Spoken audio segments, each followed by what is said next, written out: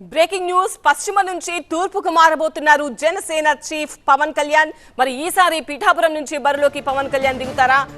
గెలుపు మాత్రమే కాదు, భారీ మెజారిటీ లక్ష్యంగా ఈసారి జనసేన వ్యూహాన్ని రచిస్తున్నట్టుగా కనిపిస్తోంది. ఇప్పటికే చాలా సార్లు సర్వే కూడా చేయించారు జనసేన నేతలు. ఈసారి ఒక్క చోట నుంచి మాత్రమే పోటీ చేయాలని పవన్ డిసైడ్ అయినట్టుగా తెలుస్తోంది. అయితే పవన్ పిఠాపురం నుంచి పోటీ చేస్తారా లేదంటే ఎక్కడి నుంచి చేస్తారా అన్న విషయంపై 1-2 రోజుల్లో పూర్తి స్పష్టత వచ్చే అవకాశం ఉంది. పవన్ మళ్లీ భీమవరం నుంచే బరిలోకి దిగుతారా లేక మరో నియోజకవర్గానికి మారుతారా? ఈసారి కూడా 2 చోట్ల పోటీ చేస్తారా లేక ఒక స్థానానికి పరిమితమవుతారా? ఇలా ఈ ప్రశ్నలన్నింటికీ 1-2 రోజుల్లోనే ఎండ్ కార్డు పడబోతోంది. జనసేన వర్గాల నుంచి అందుతున్న సమాచారం ప్రకారం పవన్ కళ్యాణ్ పశ్చిమ గోదావరి నుంచి తూర్పు గోదావరికి షిఫ్ట్ అవడం ఖాయంగా కనిపిస్తోంది. ఈసారి ఒక్క చోట నుంచి మాత్రమే పోటీ చేయాలనుకుంటున్నారు పవన్ కళ్యాణ్. పిఠాపురం నుంచి బరిలోకి దిగాలని డిసైడ్ అయినట్టుగా సమాచారం అందుతోంది. అయితే ఈసారి గెలవడం మాత్రమే కాదు, భారీ మెజార్టీ లక్ష్యంపై దృష్టి పెట్టారు జనసేన చీఫ్. అందుకే పిఠాపురాన్ని ఎంచుకున్నట్టుగా టాక్. పిఠాపురంపై ఇప్పటికే అనేక సార్లు సర్వే కూడా చేయించారు పవన్ కళ్యాణ్. అక్కడి నుంచే బరిలోకి దిగాలని ఫిక్స్ అయినట్టుగా కూడా సమాచారం వస్తోంది. ప్రస్తుతం పిఠాపురం జనసేన ఇన్ఛార్జిగా ఉదయ్ శ్రీనివాస్ ఉండగా అక్కడ టీడీపీ టికెట్ ఆశిస్తున్న మాజీ ఎమ్మెల్యే వర్మ ఏం చేస్తారు? పవన్ పోటీ చేస్తే సహకరిస్తారా లేదా అనేది కూడా చూడాలి.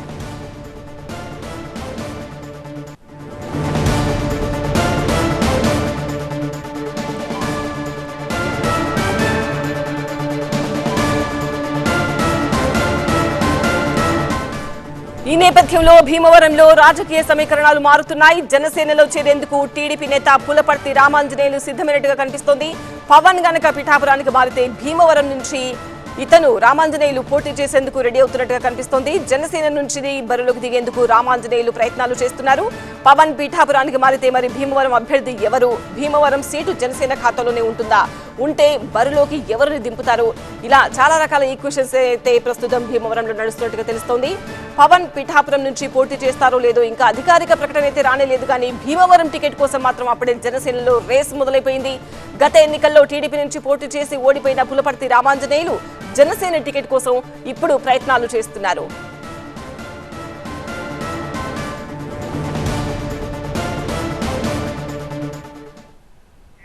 టీవీ9 ప్రతినిధి సత్య మరింత సమాచారం అందిస్తారు. సత్య, పవన్ కళ్యాణ్ ఎక్కడి నుంచి పోటీ చేస్తారు అన్న అంశంపై ఆయన ఎన్ని ఆప్షన్స్ పెట్టుకున్నారు? అలాగే పిఠాపురంనే ఎంచుకోవడానికి కారణం ఏంటి? పవన్ గనక పిఠాపురం వెళ్ళిపోతే భీమవరంలో ఎవరు పోటీ చేస్తారు జనసేన నుంచి? లేదంటే టీడీపీకి ఇచ్చేస్తారా ఆ సీటు?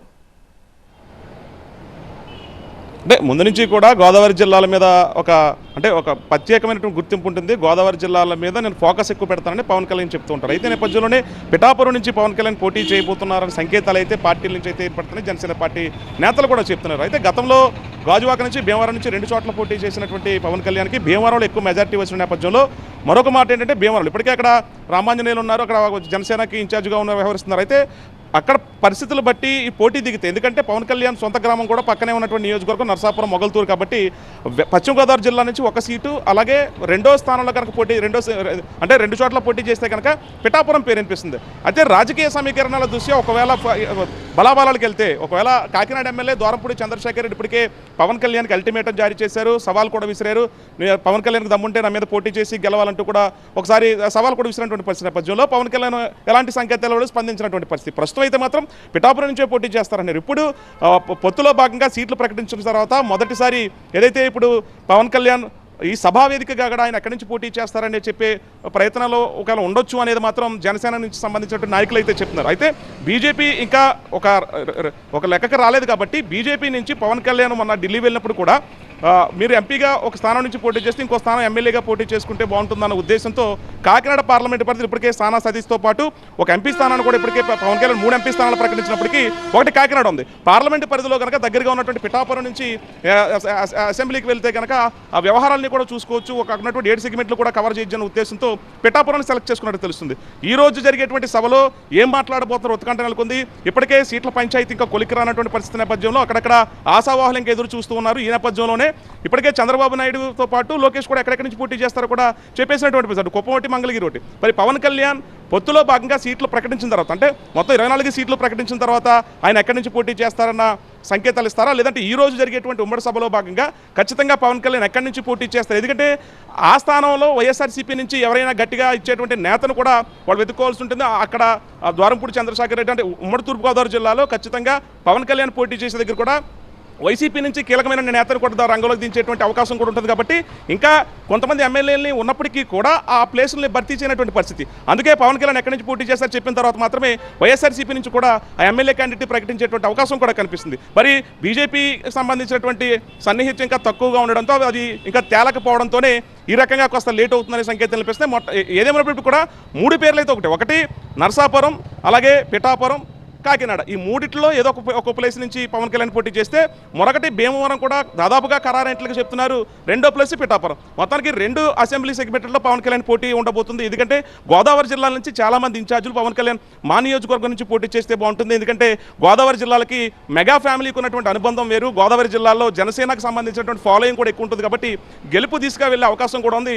ఓటు బ్యాంకింగ్ కూడా పెరిగింది. గత ఎన్నికలకు సంబంధించినటువంటి ఫలితాల్లో కూడా ఎక్కువ శాతం ఓటింగ్ దాదాపుగా 30 నుంచి 40% వరకు కూడా చాలా చోట్ల నియోజకవర్గాల్లో, అంటే ఒక్కొక్క అసెంబ్లీ సెగ్మెంట్లో ఆయా సంబంధించినటువంటి నియోజకవర్గ ఇన్ఛార్జీలు 30 నుంచి 40 వేల మెజార్టీ తెచ్చుకున్నటువంటి ప్రాంతాలు కూడా ఉన్న నేపథ్యంలో ఈసారి ఖచ్చితంగా మొదటి ప్లేస్కి వెళ్తామన్న లెక్కలు కూడా ఉన్న నేపథ్యంలో పవన్ కళ్యాణ్ ఇక్కడ గోదావరి జిల్లా నుంచి పోటీ చేస్తే మొత్తం జిల్లా మొత్తం శాసించవచ్చు, ఇక్కడి నుంచి రాజకీయాలు చేయొచ్చు అనే ఉద్దేశంతో కూడా నేతలు భావిస్తున్నారు. చూడాలి మరి అసెంబ్లీకి సంబంధించిన 2 స్థానాలని పిఠాపురం ఒకటి, భీమవరం ప్రకటిస్తారా, లేదంటే పిఠాపురంతో పాటు నరసాపురం ప్రకటిస్తారంటే అది సభకు సంబంధించి సభలోనే ఇప్పుడు ఈరోజు చంద్రబాబు సాక్షిగా, టీడీపీ జనసేన కార్యకర్తల సాక్షిగా పవన్ కళ్యాణ్ ప్రకటించబోతున్నారని మాత్రం ఉత్కంఠ నెలకొంది. రైట్ సత్య.